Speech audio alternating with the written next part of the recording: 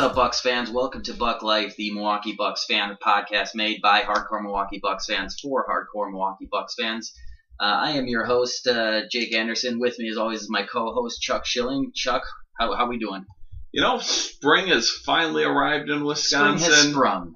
The draft lottery didn't go how we hoped. I mean, it was a long shot to do anything other than stay at 10, so at least we didn't move back. And, I got no complaints right now. So, things are well overall. Well, this is going to be a quick little episode. This is actually technically the last episode of the season, so if you guys have been listening to us all season, we really appreciate it. If this is your first episode, we appreciate it. And we're going to be starting a new season of Buck Life, starting with hopefully a live broadcast during the NBA draft. That's coming up in a few weeks. I believe the 23rd. 23rd, yeah. 23rd of Yeah, June. it's kind of, if something, I could see us doing an episode between now and then if the Bucks did something big, but we haven't done an episode in about a month because the Bucks have literally done nothing. It looks like we're going into next season with the same coach, the same GM, and nothing has really happened. So, and in the off season, that we typically there's just not as much to talk about it, and these people are probably sick of hearing us. I'm tired of hearing me. I mean, my wife's tired of hearing me. Everyone's tired of hearing me. Real quick. With that voice, people get tired of hearing you? Before we get started, though, I do want to say, follow us on Facebook, Buck Life Podcast. Same on Twitter. We have our YouTube channel. Subscribe. Share those links. For anyone who doesn't know, and I want to get better about reminding people at the start of every episode, the way the algorithms work on all those places is the more shares and likes you get, the more visible your page becomes.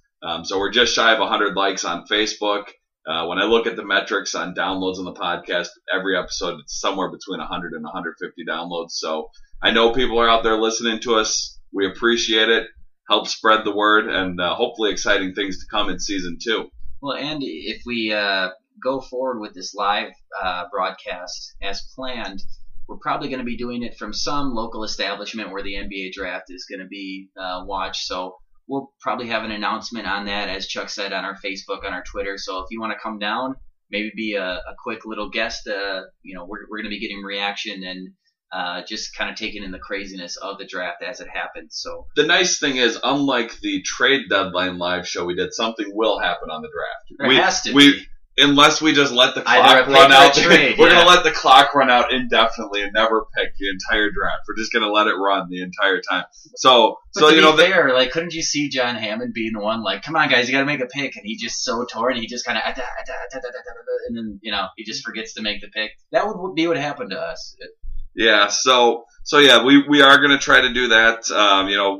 Sometimes work gets the best of us, family life, but we will do our best to get a live episode for that draft, and hopefully at a local establishment where perhaps food and adult beverages and the draft will be on TV, and we'll invite everyone on out to come stop by. And possibly one Milwaukee super fan whose name is derivative of a large road where many cars travel on, likes to ask questions. Maybe we'll get him. We'll see.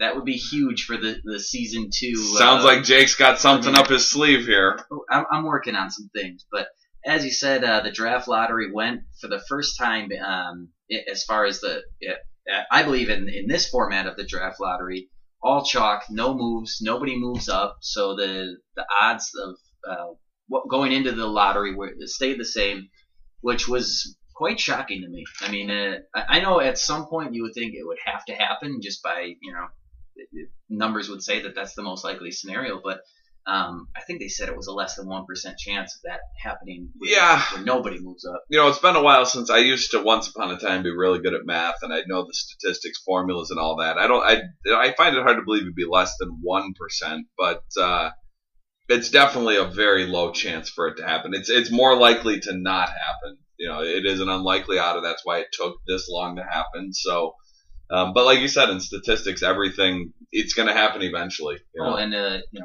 For those conspiracy theorists out there, the Lakers and the Celtics were in the top 3, and no moves. Philadelphia also, so 3 large markets and stay the same. So there's a little something for you to think about. But as we said, Philly gets the number 1 selection. We'll talk a little bit about who we think they should pick, but the Lakers keep their pick at number 2, if it would have fallen to 4 or below, which I believe was about a 45% chance of that happening, it did not. But if it would have, that pick would have gone to Philadelphia, who would have held the first, and I believe the lowest they could have gone was 5th. So 2 top 5 picks. I would have loved to see it happen just because fuck the Lakers. They can all burn in hell. But it doesn't. So the other part that's relevant to us as Bucks fans is when we made the trade of Brandon Knight, Michael Carter-Williams, the third piece involved was this said pick that's protected. So because it isn't conveyed to Philadelphia now, it now moves to next year, which I believe unprotected next year. So we get to continue this debate for another year. But now I think it almost unless the Lakers have some huge turnaround, which even if they make a bunch of free agent moves, whatever, like I would still find that hard to believe. That I think it makes it a slam dunk that it would have been best to take that pick rather than Michael Carter-Williams. Yeah, I mean at the time, I think we were all in the wait and see, hope it works out camp. Can Jason Kidd work some magic with Michael Carter-Williams? However, I think most of the hardcore fans wanted that pick over that. We value assets. That's why we had the winning takes balls billboard just a couple seasons ago. We want those high draft picks because that is how you win in the NBA, especially as a small market, because very rarely will we get the number 1 free agent to come into Milwaukee. We kind of did last year with Greg Monroe, but that was a bad year for free agents. When Greg Monroe is the top free agent, what does that tell you? So, it's especially now, of course, if the Lakers somehow pull off something and they make the playoffs and the pick is 25, you're still probably better off with the pick than you were Michael Carter-Williams, sure, unless we turn around and turn Michael Carter-Williams into another asset. But it is a debate we get to have for another season, especially as we see how the Lakers do next year. I wish we could have settled it right now. I mean, actually, I don't, because if we had settled it right now, it would have been a number 4, number 5 pick, and then I'd really be shooting myself. So for the sake of my own sanity, I hope the Lakers do well and that pick ends up somewhere in the 20s. Sure. And as you said, Philly gets the number 1 overall selection. The question on everybody's mind is it's pretty much a 2-player race for the number 1 pick. It's either going to be Ben Simmons from LSU by way of Australia. I know our friend Lee from Australia was hoping the Bucks could get number 1 so we could select him. Or it's going to be Brandon Ingram, the small forward from Duke, wiry guy, good shooter. So those are the 2 guys that are going to be in play. To me, I think it's pretty obvious that Simmons is the best player available in this draft. I know he did not have the season people thought he would at LSU. To be fair, LSU was pretty much a train wreck this year. Pretty much by halfway, 2/3 of the season, they were out of the running to be a tournament team. And I think when you're not winning and you have no talent around you, that can start to wear on a young guy especially. But the reason I would say Simmons is best player available, I know there's a lot of national guys saying that Ingram is a better fit for Philly.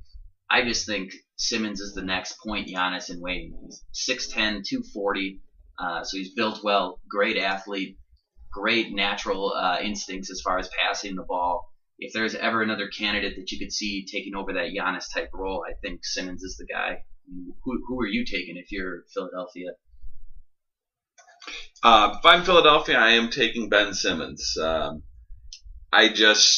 combination of his size, his passing ability, the overall game, the comparison you make is Giannis. He looks like he could be that type of player. And that's who I'm taking. There was a report, I don't know how many reports we've seen. I haven't really followed who's saying what, but I did see a report that they were leaning Ben Simmons, which I think would be smart. However, Ingram wouldn't be. I don't think you're going to have a bust in either one of them. I think they're both going to be solid NBA players. But if it was me, I'm taking Ben Simmons. Even if I'm the Bucks, where he's kind of redundant, I'm taking him, and you figure it out. That's what the coaches are paid the money for. When you look at the scouting report on Simmons, and it does kind of read almost like a Giannis scouting report. I mean, great length, good defender, good athlete, handles the ball really well for a player of his size. Then you look at some of the weaknesses, the shooting. I mean, that's the biggest thing. I think they said Ben Simmons took it was less than 100 shots outside of the paint this year.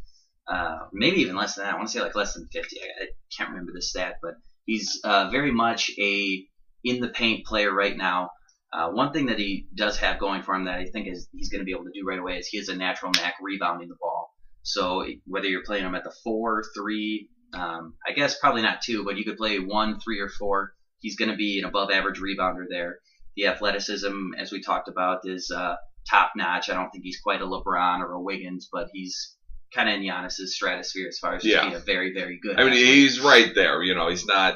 LeBron might be the most athletic guy that's ever played in the league. Pound for pound, I would say so. But so that's not really a fair comparison. So it's not a knock to say he's not LeBron. But yeah, he's got that potential. I'd take him and not think twice. And another part of the debate also stems from the fact that Ingram probably has what is now referred to as the contemporary NBA skill set. He's a shooter. He can post up, he can play close to the basket, or he can shoot. So that seems to be the model of efficiency. So again, I can't fault Philly if they decide to go Brandon Ingram. I just think with Ben Simmons, you have such a unique set of not just the talent, but the defense, the playmaking. If you can mold him and get a jump shot out of him, you're looking at a top 5, top 10 player in the NBA. So it's up for debate. This reminds me a lot of when the Bucks had the number 2 pick and Cleveland at number 1, and it was Wiggins and Jabari. It's a 2-man race, so whoever isn't selected, the Lakers will probably take at number 2. Yeah, I think it's a no-brainer for the Lakers. I guess they could take Bender. I mean, he certainly wouldn't be that far of a reach at number 2, but I'd have to imagine the Lakers would take whoever's left. And you can't fault, like you said, you couldn't fault anyone for taking either of those players because the shooting does give Ingram more potential to contribute immediately. Whereas Ben Simmons might be a project that takes a couple of years to develop his shot, kind of how we're seeing where Giannis is slowly coming along in that jump shot. We'll see where he's at next year. But I think we've seen the last few years, it kind of started with LeBron, these big men who handle the ball and distribute it, and now Giannis is doing it. We hope that Giannis continues to do that at an efficient rate. So I love Ben Simmons. I've loved him all year, and so yeah, that's where I stand. If I had number 1. When you talk about Dragon Bender, for those of you who don't know, he's pretty much has been talked about as the consensus number 3 player in the draft. He stands 7'1" in shoes. He's really more of a 3-4 than a center type at this point, just because he does have the thin frame. But I could see somebody, because he can shoot the ball, he can block shots. They could have visions of Kristaps Porzingis and the type of player that he is, and not wanting to miss out on that guy. If you ask me, as far as the Bucks are concerned, he is like the best overall fit / upside that you can find for them, because I think you could put some weight on him, have him play center, and be the stretch 5 that I think Porzingis is going to end up, and Miles Turner and guys like that. So while he may be the consensus number 3, Boston has the 3rd pick. I think they're the biggest wild card in the draft, and what they do with that pick is kind of going to dictate how the rest of the probably top 10-ish goes. Because they're obviously in win now. They had a very good season this year. It didn't end the way that they wanted to, but one thing that they definitely need, I think, is a star-ish type player, because they did it all with role players all kind of filling their roles and doing it really well this year. But if you need a guy that you can give the ball to, say, go get me some points, go take over the game, that's something that they're kind of missing. So if you take Dragon Bender, the kid is barely 18 years old, you're going to have to wait. Now, a lot of people just assume that this pick will be traded, which, by the way, if you didn't know, they had a great year. So the reason that they're in this position is they acquired this pick from Brooklyn as part of the. They have Brooklyn's number 1 pick for the next 17 years or something. I mean, to me, it could be the biggest lopsided trade in NBA history, because they traded, I think Kevin Garnett was 36 or 37 at the time, and Paul Pierce, who was a couple years older, to get all these picks. Yeah. Because the Nets had a crazy, Russian owner that was just like, you give me player. I know big ticket. Give me through. Yeah. So that was an awful trade from the moment it was made, and the next, I think it's 3 more years that they get the number 1 pick. I mean, it might only be 2, might be 4. I don't remember the exact number, but this entire time Brooklyn's just crippled. They've got no first round pick, so I don't even know where Brooklyn goes in the next few years. as an aside, just because I brought it up, the Mikhail Prokhorov, the former Nets owner, I believe now. I think he's. Did he sell it? Yeah, I know he was looking to sell it. One of the greatest things I ever saw when they were kind of introducing him to the world. I think it was a 60 Minutes interview, and he had a picture of a giant yacht on his desk, and somebody had asked him like, "Oh, is that your yacht?" "Yes, this is my yacht." And how is it? Is it nice? "I don't know. I don't like water. I don't use." Like, he just had a yacht because he wanted one. So that's pretty baller. No, he is still the owner. He still is. Okay. Still the owner. Still batshit crazy too. So yeah. But so again, Boston, they're the wild card. I think they're going to try to trade that pick to who, for who, I don't know. There's always the scuttlebutt of DeMarcus Cousins and his riffraff and what he's doing out in Sacramento. He's always the big name that the Lakers were always trying to get, or maybe Philly was trying to use some of their young assets to get. So he's one name to be thrown around. I don't know. Sacramento, while you always hear rumors about the guy, it seems like they're pretty behind him. So maybe that takes away one candidate. Who knows? Maybe this is going to be one of those nights where there's a shocking type trade out of nowhere. But also I can't fault Boston if they do. I mean, I'm all about draft picks and going young, but they kind of are in a spot where maybe they don't want to wait around for a Dragon Bender to develop. So I think if they do keep the pick, I don't think they're going to go with Bender. I do believe that they're either going to go with Buddy Hield, the senior shooting guard from Oklahoma, who can just fill it up, or Chris Dunn, I believe is a junior, yeah, point guard from Providence. He good defender, might be a good backcourt mate for Isaiah Thomas, just because he might be the best defender in this draft, from the perimeter position at least. And Thomas is obviously at 5'9" and maybe 160 pounds. One of the or a guy that you got to kind of cover up defensively. I wouldn't like either of those picks for them. I would think you're better getting more experience for that player, but those are, to me, who I think could be the two guys. Yeah, I think if they kept the pick, those players make a lot of sense because, like you said, they're ready to compete now. They don't want a 17, 18-year-old kid coming over from Europe who's going to take quite a bit of time to develop potentially.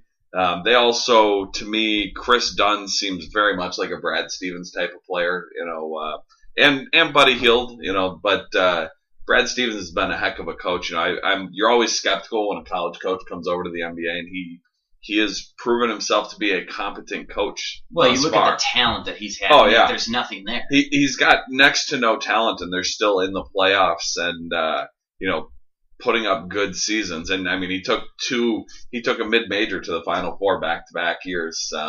That's impressive. So, I think if they keep the pick, those two players you mentioned make a lot of sense. If they're smart and they kept the pick, they'd take Bender and just stash him away and develop him for the future because they're already competing now. They can afford to develop him. But I think the most likely scenario is that they trade him for something. And I don't know who's going to be available. Like you said, Cousins is a name that gets thrown out. I know there was some Boston fan on the Real GM forums asking us about Greg Monroe's availability. I mean, I'd trade him straight up for number 3. I would trade without questions asked. You can have him. But so how these trades work out, it'll be interesting to see what happens in the next month as we lead up to this. So yeah. Well, and the big name that he coached at Butler was Gordon Hayward. So that's always it. Whether he's available or not, people are always going to speculate that that's who Stevens wants and that's who Stevens wants to coach.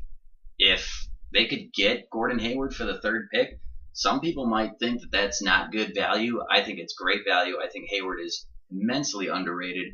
And this is from a guy who I hated him coming out of college. I thought he was not going to be a good player at all, and he has proven me wrong.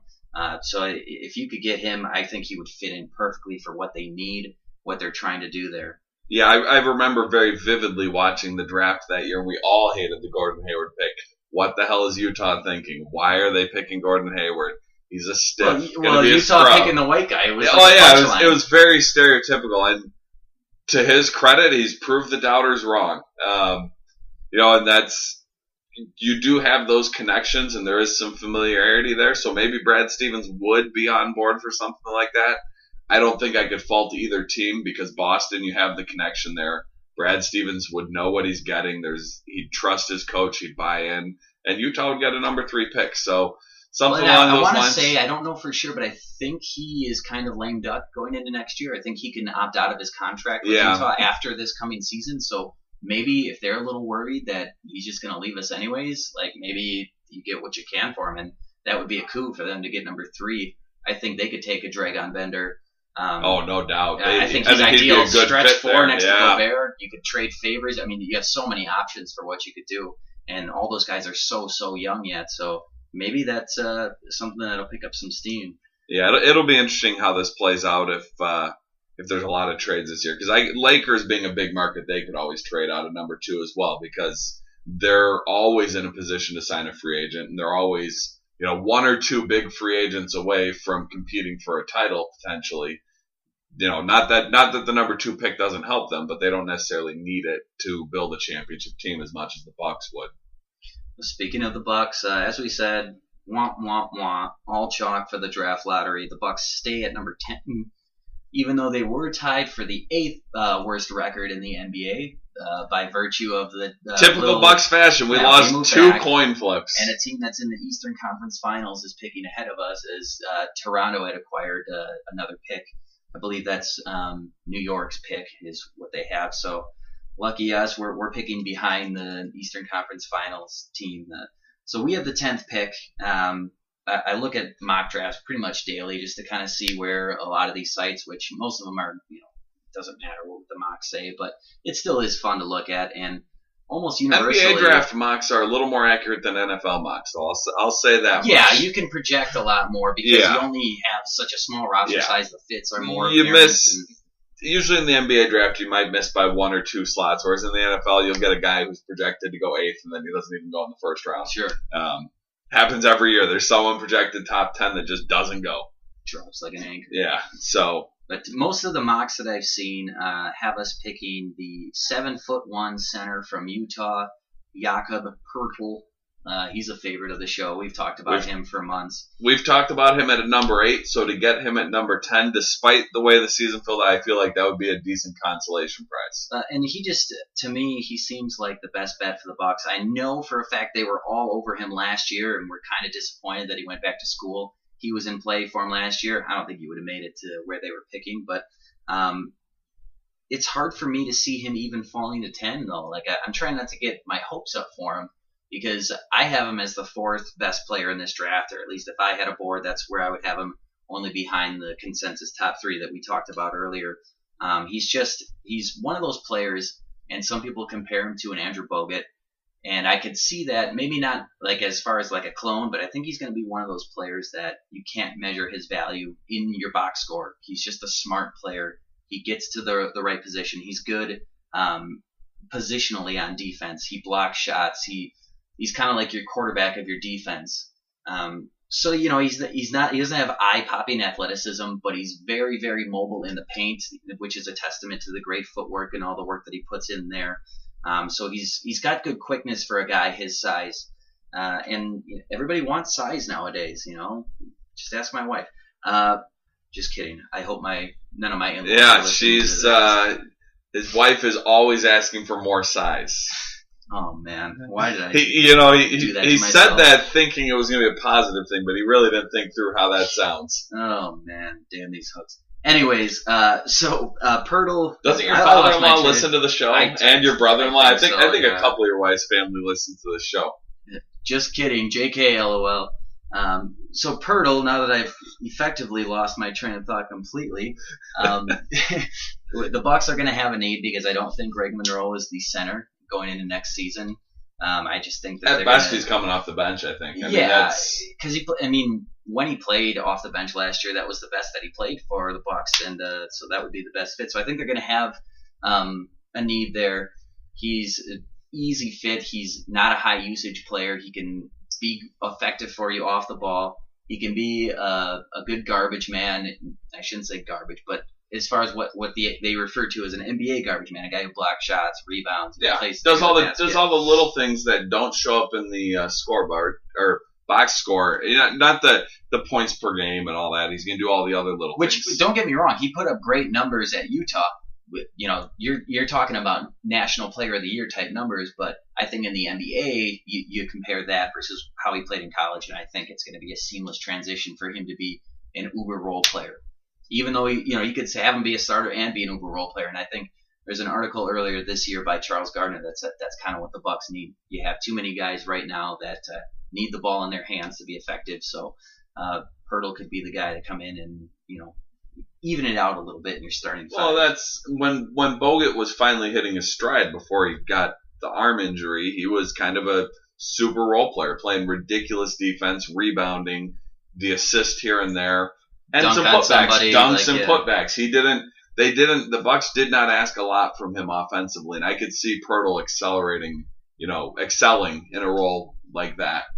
As I said, because of all the things we talked about and the fact that this draft has been perceived as one that doesn't have a ton of upside, I think that you'll see guys that maybe are a safer bet to just be good role players are going to go higher than they normally would in most drafts. So I look at Pirtle and I see a perfect fit with Anthony Davis and the Pelicans at number 6. I think he could come in, be your center. You can play Davis at his true position, which is a stretch 4. And again, he doesn't need the ball in his hands, so Davis can not have to worry about being as much of an in-the-paint shot blocking type guy.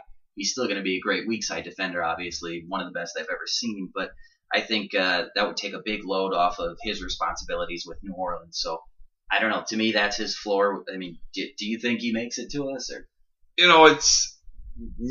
I agree that he'd be a great fit in New Orleans. The problem is New Orleans needs so much. They could go almost anywhere this draft. They need a Greg Monroe type. They've got Anthony Davis and a whole bunch of garbage around them. Hey, if they want to trade 6 for Greg Monroe, let's talk. Basically anyone. If anyone wants to trade a first-round pick for Greg Monroe, if I'm the GM, I'm talking to you. I'm unfortunately not the GM, but get John Hammond on the phone. Tell him Chuck tells us to talk to you. Yeah, Jason Kidd, whoever's making the decisions. But yeah, I definitely agree that he would be a great fit next to Anthony Davis, and like you said, it lets Anthony Davis stop playing center and kind of go to his more natural position. So it's a lot of upside from that, or they could just trade for Greg Monroe. Yeah, problem solved. So draft. I've got the Draft Express here. They've got them taking Jamal Murray. Another, a lot. There's a lot of picks that would make sense for New Orleans because that team is an absolute disaster right now. And they've got Anthony Davis and a whole lot of nothing around him. Jamal Murray is the guy who's being mocked in the top 10, top 5 a lot that I don't like at all. I compare him unfavorably to Brandon Knight. He plays point guard, but he's not a natural passer. He can shoot. Not a great athlete. I mean, Knight hasn't even beaten that. So he's like Brandon Knight light to me. So even at 10, I mean, even though he's being mocked pretty high, that's one guy that I would have to be really convinced on because I don't know. I'm not a fan. I don't disagree with what you're saying, and it'll be interesting to see after workouts. The teams are now starting to bring in players for workouts, and there's going to be a whole slew of rumors and misinformation fed to the media through the various mouthpieces that they do their thing. So we got an exciting month leading up to the draft. Sure. Looking at some of the other candidates that maybe the Bucks look at 10, I look at Wade Baldwin, the 4th out of Vanderbilt. To me, if you're looking for the elusive backcourt mate that we've talked about since Giannis has been moved to point guard or point forward, whatever you want to call it, he checks off all the boxes that you want. He's 6'3", so he's got good size, but he has a wingspan of 6'10", which is insane. That's some long arms.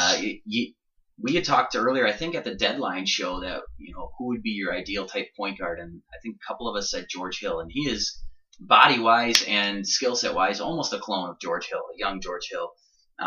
He could potentially guard some threes with that kind of wingspan, so tons of defensive versatility.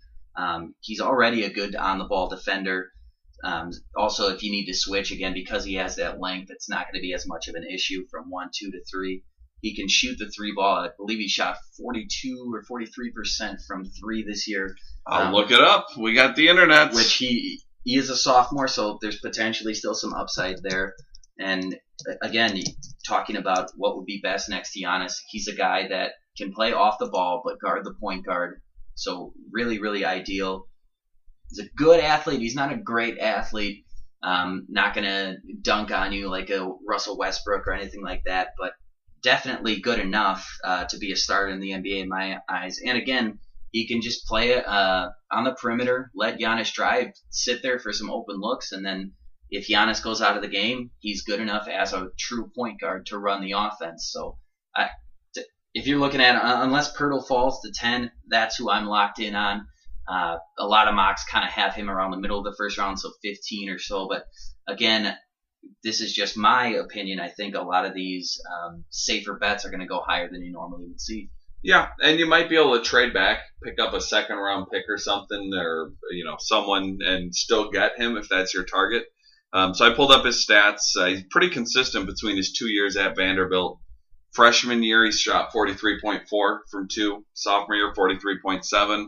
He did dip a little on 3-pointers from 43.9 to 40.6, but he only shot a 98 and then 100, so you're talking 2 more misses. Sure. I mean, when you only shoot 100, the 2 misses really is that big of a deal. And he shot 80% from the line both seasons. So, and about a 2-to-1 assist to turnover ratio. So you'd like to see, you'd like to see that to go, a little higher on the assist to turnover, but it's not like he's turning the ball over a ton. He had this season 172 assists, 91 turnovers, and freshman year was 155 to 67. So a little over 2-to-1 freshman year and a little under 2-to-1 his sophomore year. And since we're all about advanced stats and not looking at just the old school dinosaur stats, player efficiency rating as a freshman was 19.1, which is great for a young player, and 20.7 as a sophomore. True shooting percentage of 59% to 57%. Again, you're looking at some consistency there. And the usage rating a little bit higher than his freshman year, but again, if you're talking about projecting him into the NBA, that role is going to change for him. So yeah, most college players, if you're talking about a first round draft pick, they're going to have a fairly high usage rating, unless they're on a Duke or a North Carolina or Kentucky where they have 2 or 3 or 4 stars. If you're out of Vanderbilt, you're probably far and away the best player on the team. One other target that has been mocked a little bit more recently to the Bucks in some of the mock drafts is the 7-foot center out of Kentucky, freshman Skal Labissiere. I think I'm pronouncing that right. Yeah, I believe that's correct. He had a ton of hype, and in fact, if you look at this time last year, going into his freshman season, it was him and Simmons. Take your pick. It was 1 and 2 in every mock draft that you were going to see. That being said, he did have an underwhelming year at Kentucky, offensively certainly. He does block a ton of shots. I believe he blocked 4.2 shots per game in limited minutes this year. But he is a good athlete. He has good length, and he has a shooting stroke out to 3. So again, you talk about that elusive stretch center, which I think a lot of teams are going to be looking more and more at. Potentially, he might be too tempting for the Bucks to pass up. And we've seen in their recent history, they love to go for upside. This is tough for me because generally, if somebody comes in with a lot of hype and underperforms, that's a red flag to me. Obviously, nobody's perfect, but when you play in Kentucky, when you're surrounded by all that talent and you can't, make the best out of that situation, how are you going to be in the NBA? That being said, I wouldn't hate the pick because the upside is there. His upside in this particular draft, I think, is as high as Ingram, as high as Simmons or Bender. It's just, is he going to hit it? It's probably a lot less likely. But if you put some weight on him and he develops, he could be a Miles Turner type who had a great season for Indiana as a freshman, shot blocking center that shoots the 3. Very, very unique type player.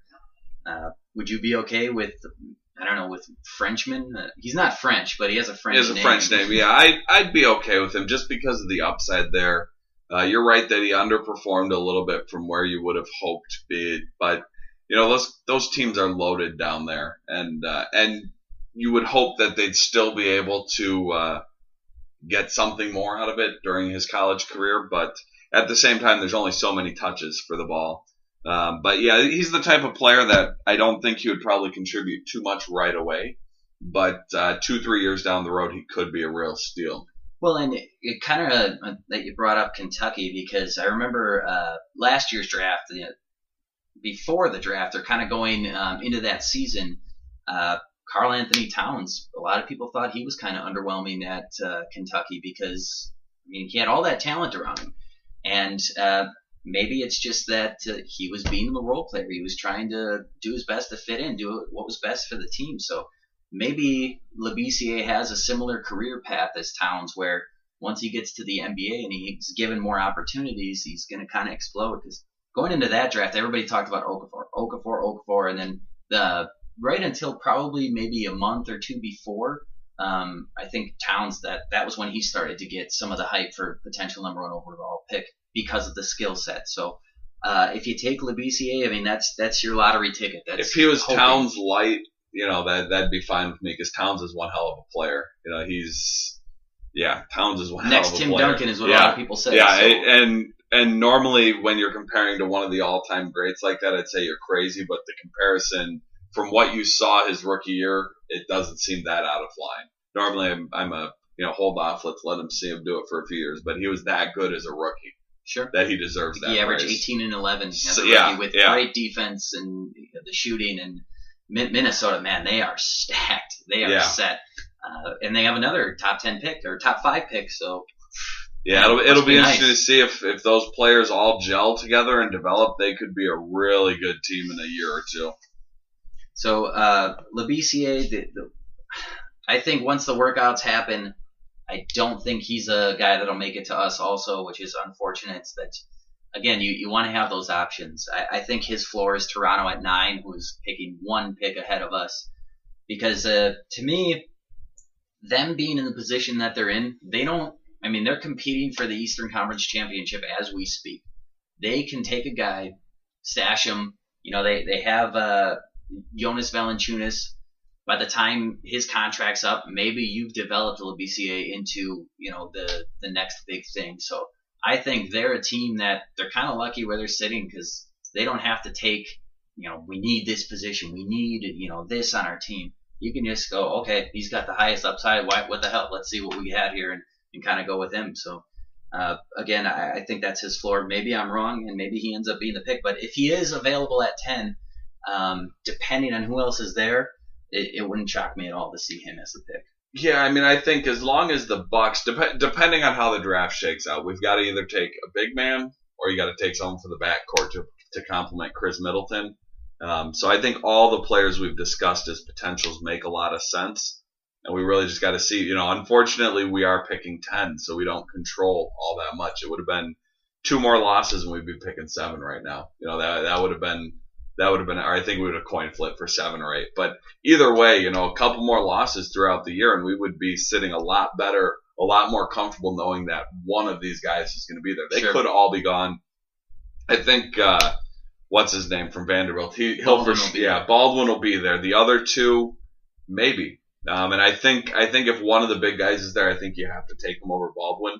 But if both big guys are gone, Baldwin would make a lot of sense. Well, with Labissiere too, you look at the potential upside. I just think he could be the guy that completes the team. Like when he's ready to contribute, or when he's ready to be a big time player, you'll have Middleton, Antetokounmpo, and Parker in the fold. So maybe he's like that next. Because it's becoming about the super team. You got to have a bunch of these guys. Right. So maybe that's the guy that makes you a title contender. Or he could be the guy that falls flat on his face and does nothing. But I feel like the risk you take. The other thing of need that we have is the point guard, even if they're not running the offense, the other guard who can 3 and D and maybe distribute the ball when Giannis is out of the game. That's an easier role to fill than a 7-footer who can play the defense and potentially bring a little offense, whether it's through a pick and pop or posting up, whatever their offensive skill set is. that big guy is a harder role to fill than the guard. So if the big guys are there, you just got to roll the dice with it. And if they're not, I'd probably look at trading back and then maybe target a Baldwin if we can trade back to 13 to 16 or something. Somewhere you're not going to trade back too far, but trade back a few picks, pick up a future asset, another pick, whatever it is, and then you can target that player. Well, there are 3 teams in this draft that have 3 first-round picks, as Paul Hennig from Save Our Bucks had put that on his Twitter feed. So if there's some movement, maybe the Bucks would be interested in a couple of those teams. I believe it's Phoenix, Boston. Who's the third team? Denver, I think, has 3. So they have 2. Maybe I think it's Philly, but Denver has 15 and 19. Maybe they offer both those picks for 15 10. and 19 Maybe for 10, that's and a good deal. You could probably still get Baldwin at 15. He's Draft Express has him going 17. So if you can trade 10 for 15 and 19 and get Baldwin, and then I don't know who we target at 19. Maker, it'd be nice. High upside big guy. I mean, we'll be hopefully doing a live show, and we can discuss that in real time if these trades happen.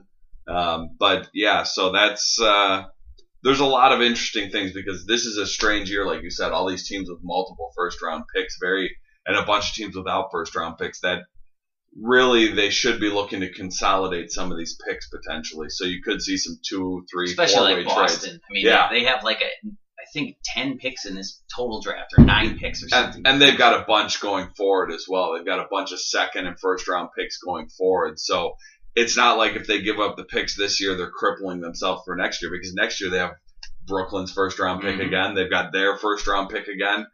I was looking at all the future trades that Boston has, and I think they have 6 picks every single year for the next 5 years or something. It's absurd the number of picks Boston has. Credit to Danny Ainge for acquiring all those assets. Now make them work. Yeah, so they are certainly in a position where they can trade them away for either current veteran players or consolidating picks to move up, trade back and get future picks and just push that down the road. Trade a bunch of them for Greg Monroe. Kind of like the Patriots do in the NFL. Trade their first round pick this year for a potentially better first round pick next year.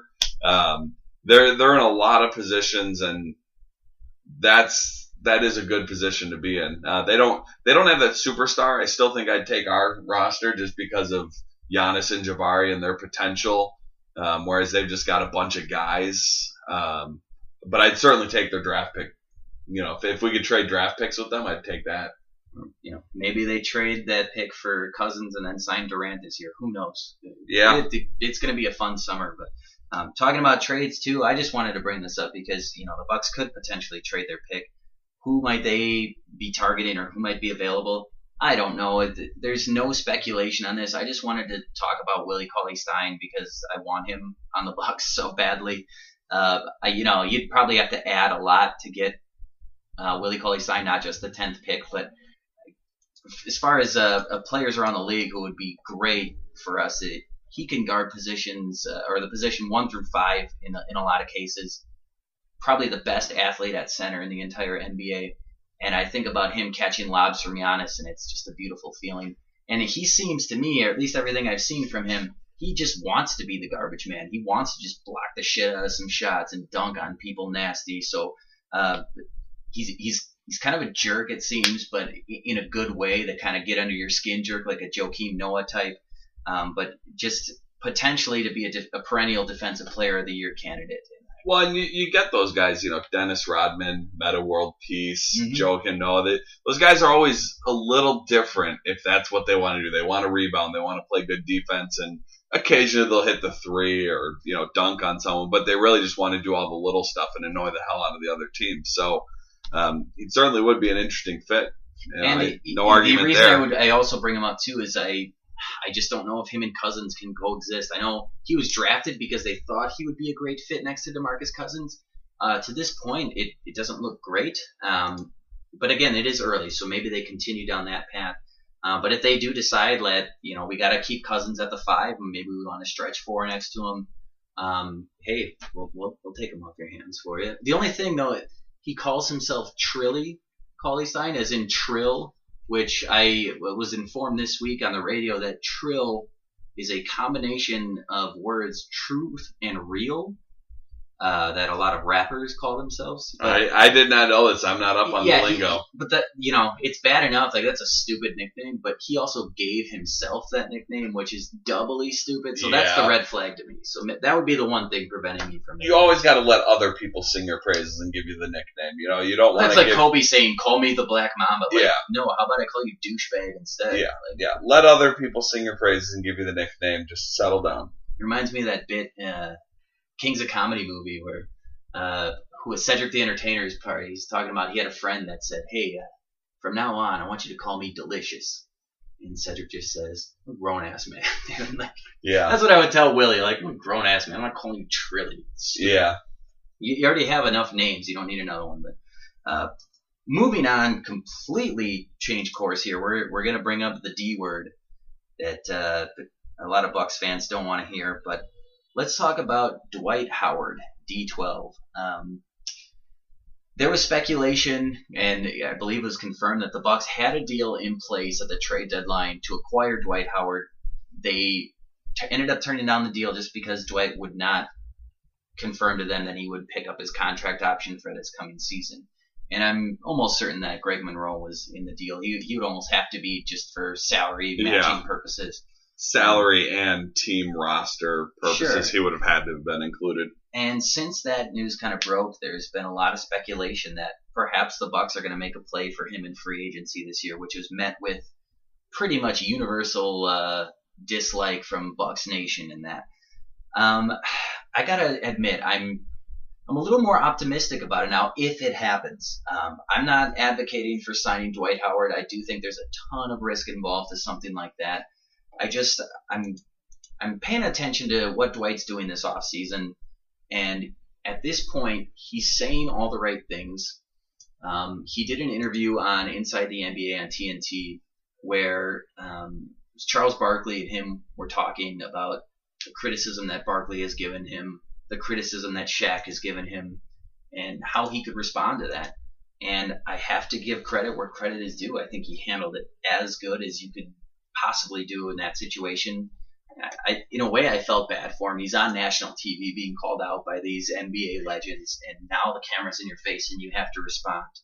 And he owned up to the fact that since he's been since he went to LA and Houston, that he wasn't working on some of the little things like the defense, the rebounding, the shot blocking, and he was more focused on trying to get more touches and trying to be more of an offensive player.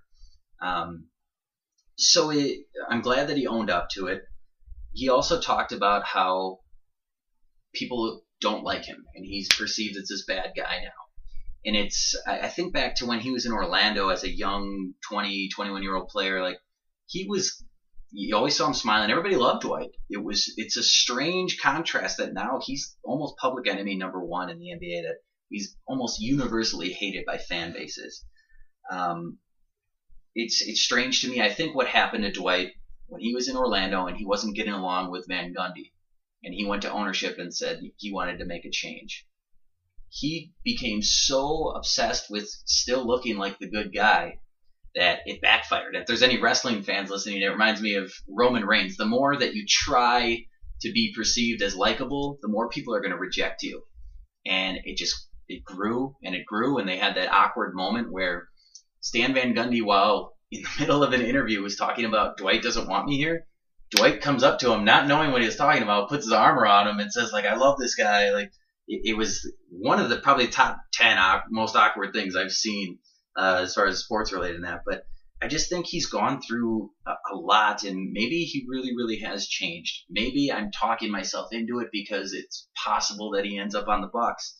But it seems now that he talked about wanting to embrace a little bit more of being the defensive player and doing the little things, and he kind of forgot how to do that. But so again, I'm not trying to say, yes, let's go do this, let's go get Dwight Howard. I'm just saying, if it happens, let's not poo-poo it right away.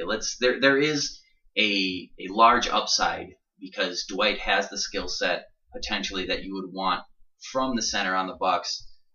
It's just a matter of if he would fit. Chuck, counterpoint. Tell me I'm an idiot. Well, the problem with Dwight is the money he's in theory going to take. I have to imagine he's still going to get one last max contract, and I don't want him at the max contract. Now, if it comes at a more reasonable contract and we get him at a reasonable deal, I'm always a wait and see type of person. I'm never one to jump to conclusions about anything, but the problem is I don't think it's realistic at the money he's going to demand. I don't think I will be happy with it. If he comes at a discounted rate, I will be right there with you. Wait and see, and let's see how it plays out. And then the issue then becomes, what are we doing with Monroe? Because we have Monroe, we have Henson, then we have Dwight, we'd have all these big guys we're tying up $60 million or 75. I don't even know what the total salaries would be. It'd be a lot. And someone would assume he'd be moved. Someone would have to be on the way out. I assume Monroe's getting moved regardless of if they bring Dwight Howard or another center. I think they roll the dice and it's not a good fit. It's funny you bring up Monroe. I actually put up a poll on the Real GM Bucks fan forum, and it's funny. All the poll said was, take salaries out of it. Just assume they're on similar salaries. Just look at basketball. Who would you rather have? These are your two options as the Bucks starting center next year. Greg Monroe, Dwight Howard.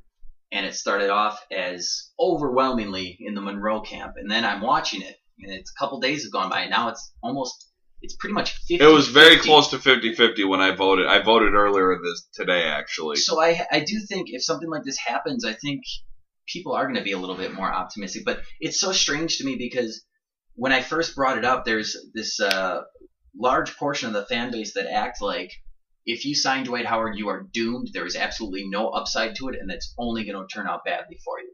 So while that could happen, that to me, that's not true. There's a huge upside if he does the things that you ask him to do, and maybe having respect for Jason Kidd would do it. Being a guy that he grew up watching or that he always respected playing against, maybe he's the guy that can be the Dwight whisperer.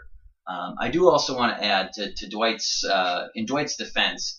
If I was making a list of guys in the NBA that I wouldn't want to be a teammate of, Kobe Bryant and James Harden might be 1 and 2. So it's hard to fault him for not wanting to play with two chucking douchebags like that. Yeah, that is a very good point. And to defend the Bucks fans who say it's only going to crash and burn, look at the last 25 years of Bucks history. I mean, most moves we have made have crashed and burned. If we got the number 1 pick this year, we'd crash and burn. Yeah, that's how it goes. It's just one of those things that we are a bit jaded, and whether it's through a combination of bad luck, bad decisions, whatever it is, a lot of our moves that we were excited about didn't work out as well as they could have. And most of us are quite jaded and kind of, we're not the most optimistic bunch at times. I know that's all we had on the agenda there. Real quick though, I just want to talk NBA playoffs are going on. We made our predictions last episode. We're now in the conference finals. As we're recording this, actually in about 5 minutes from right now, the Game 3 of Golden State Oklahoma City is going to happen. Both of us lost one of our finals teams. You lost Boston in the first round. I lost San Antonio in the second round. I want to point out my prediction of before the season started of Cleveland Golden State, which was boring.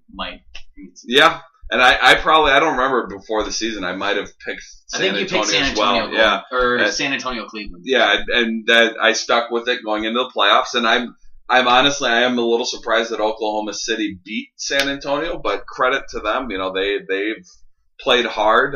They're tied in the series. Tonight's a big game for Oklahoma City. I think if Oklahoma City loses tonight, they're probably done, maybe in 5 games. Well, and it's funny because I talked to you about that the other day. After Oklahoma City won Game 1 of that series, every national media guy jumped off Golden State's bandwagon. It was now that Golden State is clearly not, or Oklahoma City was clearly the better team, and they're built for this better. And I don't know. To me, after they lost, I think I might have had Golden State in 6 going into that series. After Golden State lost Game 1, I think I switched it to Golden State in 5.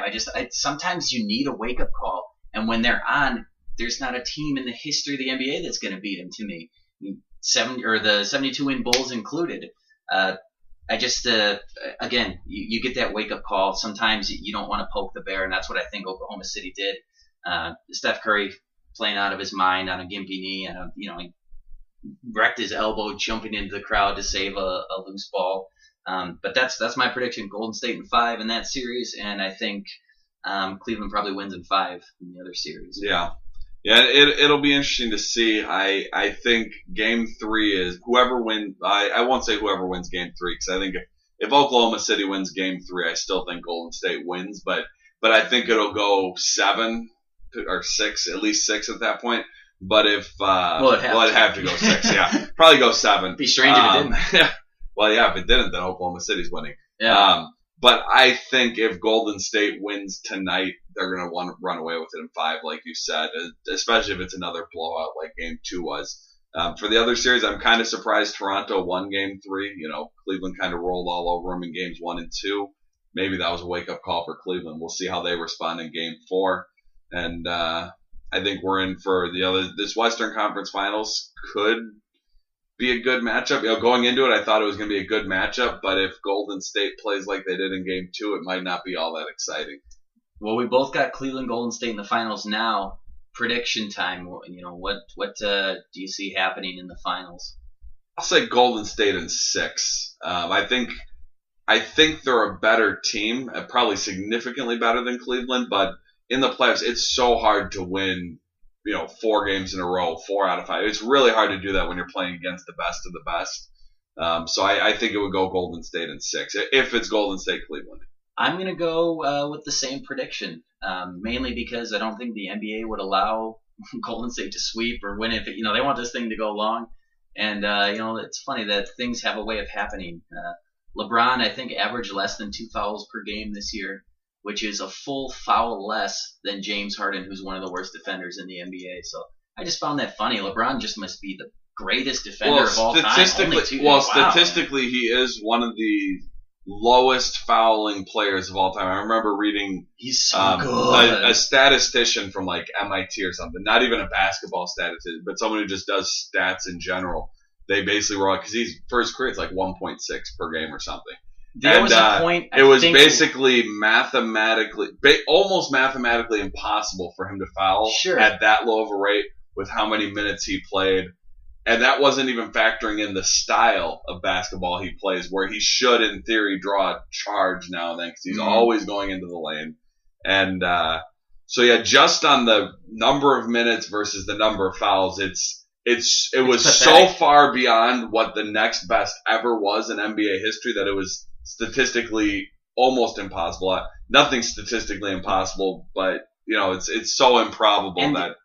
Yeah. In Game 3 of this series, which was last night, a new NBA first for me was that I saw LeBron got hit in the face by his own teammate, and the other team got teed up for him. Yes. I mean, he's so protected. It was a giant cluster. I was watching that game. My wife hates basketball, so I don't watch every game. I'll watch the Bucks games, but I don't have free reign to watch every other game. Mm-hmm. So that one was one where we had run some errands, so I said I want to watch this game. She went upstairs and watched something else on the other TV. Thankfully, we have 2 TVs, but yeah, that was a giant clusterfuck. Is the only way to describe what went down right there. And I do want to bring up, I think it was last season that there was a stretch where LeBron went like over a month without committing a personal foul. Yeah. So yeah, I mean, like I said, he must be the greatest defender of all time. That no one even comes close. He's better than Bill Russell. So. But that's going to do it, I think.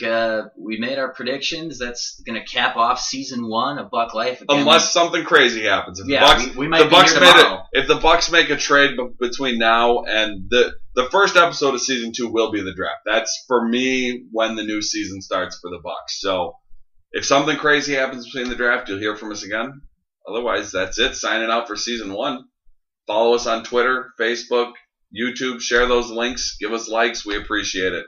Bye-bye.